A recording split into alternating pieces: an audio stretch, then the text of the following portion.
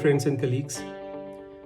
BaaS is a very important topic, and I believe it is easier to understand banking as a service or BaaS today than it was 5 years back. Because today, when you use a WhatsApp Pay to send money to your friends or families, you can almost just attach it like a picture in a WhatsApp chat. And the reason it has become so simple is because of banking as a service or BaaS offerings. These are basically APIs which are provided by banks and non-banks for things like credit card issuing, debit card issuing, account APIs, as well as other payments, lending, and wealth management APIs. There are players across the world in this space, and we have been very privileged to talk to many of them over the years. But especially as a part of our podcast called Invisible FinTech, we have been talking to various players like the Chief Product Officer of Starling Bank, the CEO of Marketa. We have talked to banks from Green Dot to RBL in India, from ICICI to Federal Bank to DBS, and so on and so forth. And based on that, we have developed a lot of understanding in this space. So you will really enjoy this report.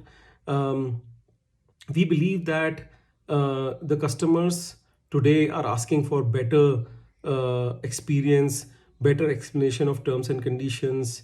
They are looking for better UX UI in products. They want everything to be like Uber and WhatsApp. And in order to provide that, you need these financial technology companies and tech companies, right? Imagine how many times you use Instagram or WhatsApp Pay in a day versus a bank app, right? So if the banking services are embedded within these things, these apps that you use, and they are in such a way, they're so easy and frictionless to use, then finance will become very ubiquitous and will be available to each and everyone.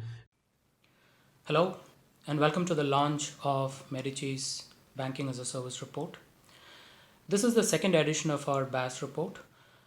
We brought out the first version last year in the month of October, and it was one of the most widely read reports from Medici. So we decided to go a little deeper into banking as a service as a segment this time around. We traced back the history of BaaS and put specific emphasis on what has happened with respect to this segment in the last 3 years, starting 2018. BaaS, if you see, it's always been in existence in some form or the other for the past 10 years or so, since banking enterprises started exposing APIs. But BaaS as a business model per se picked up just in the last 4 to 5 years. And the number of neobanks that are today relying on banking as a service to run their operations, to abstract all the complexity of regulations and the technical complexity that is associated with the products and processes. That's what BaaS has actually done in the last 3 to 4 years. So the sheer number of neobanks that have come up across different parts of the world talks a lot about the success of BaaS. Secondly, if you look at card issuance, anybody can issue a card product today. It doesn't even have to be a fintech company, even non-fintech companies, and that's the promise that embedded finance delivers. Even a non-fintech company can offer a card to its consumer, and that is enabled completely by BaaS. So this is the kind of traction that we have seen at scale in the last 3 to 4 years specifically, and this is what we have tried to capture in this report as well. This is a global report, which means we are taking a global view of what is happening in the BaaS segment. We have tried to map every single activity within the BaaS segment, specifically in the last 3 to 4 years, be it funding, the triggers and the drivers for BaaS to pick up in different markets, be it regulatory or pure market forces. We have looked at investor activity. We've looked at some very interesting partnerships that have emerged, done by the likes of Solaris Bank, for example, closer home here in India, with what M2P is doing, with what Setu is doing, with what Open is doing. and so on. We have tried to capture all of that in this report, and we have also tried to look at a very uh, growing activity in M&A within this segment. The biggest of them being the Sophie's acquisition of Galileo. It's probably happening now on the back of the two huge M&A deals that we saw that were done by Visa and MasterCard earlier this year. Although it was in the, strictly speaking, in the financial infrastructure API space, but that has kind of inspired a lot of traction within the BaaS segment as well. If you look at the progress of BaaS in general, if you look at the state of affairs in 2015 or 16, it was still a very handful set of companies. You had Solaris Bank in Europe, you had Synapse in the US. The banks, in fact, were a lot more active as BaaS platforms, the likes of BBVA, DBS, most of the top three or four banks in the United States, and so on. But ever since the need for abstraction of this complexity on the technical side as well as the regulatory side started coming in, BaaS started evolving a lot more. So what used to be pure play financial infrastructure API companies purely fetching some kind of market data, or purely acting as a data aggregator, or purely acting as a payments as a service provider, they're all now trying to widen their scope and offer banking as a service as a much more of a holistic function. And that's what is actually powering most of the neobanks that you see today coming up. Barring a few geographies worldwide, as we all know, regulators have been a little bit hesitant in issuing segmented licenses with respect to digital banking, or even segmented licenses in the lending area. And this is actually prompting a lot of traditional business models, like if you see the NBFC models that have always existed in India, to transform themselves technologically and offer lending as a service. And that becomes a very powerful thing to do in the market.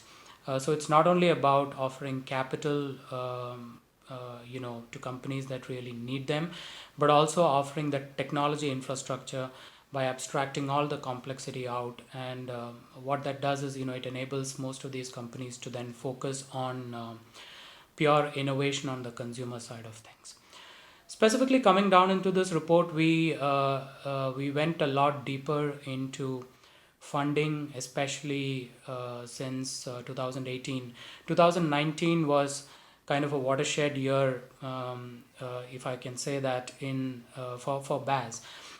We saw almost a 2x increase in funding with respect to what it was in 2018. And as we speak in 2020, despite all the problems we have seen with respect to the pandemic and all of that, we are still close to the number that was clocked in 2019. Most of the activity continues to be, if you look at the number of deals that are really happening, most of the activity still continues to be in the Americas. In fact, South America, a lot of traction has. There's a lot of traction in South America, but Americas continues to lead the activity in BaaS, followed by Europe and then Asia. If you look at the magnitude of funding that has gone into BaaS as a segment, Asia has actually come to number two. So Europe comes kind of number three now in terms of the magnitude of funding that has happened. But still, if you look at the number of deals that is happening, there's a lot of traction in Europe and the Americas. Europe specifically driven by the promise of PSD2 and the standardization of APIs that is happening out there, which is making it a lot more easier to launch BaaS propositions, because the critical problem of having to connect to the backend systems of these financial institutions, especially banks, is kind of going down. That problem is actually going down in Europe because of the standardization that's coming through with PSD2. Same is happening in markets like Australia and Hong Kong. In India specifically, if you see, uh, it's a lot driven by market forces.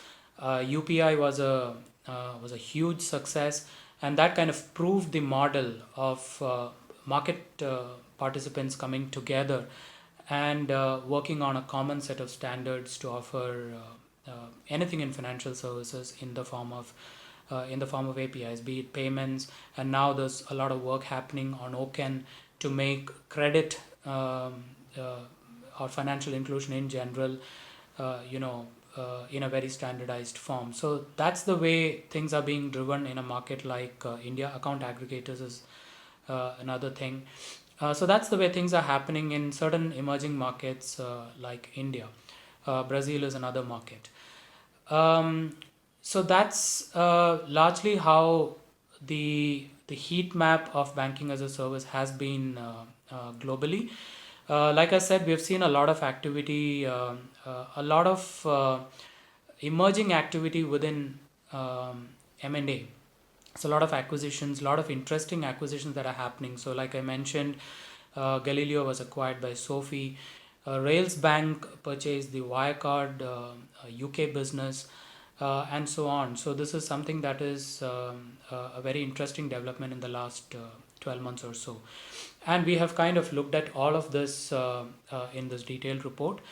Um, I hope you enjoy this report. Like I said, we have gone the extra mile in comparison with last year's report. We have profiled the top companies within this report. We have also taken a lot of industry viewpoints from industry experts, both from the banking side of things as well as from fintech companies. And all that is what you will see in this report. So I hope you enjoy the report. You can get this report from Medici's website. You can click on the link that you see over here, or you can access the QR code and download the report. Happy reading and have a very nice day. Thank you.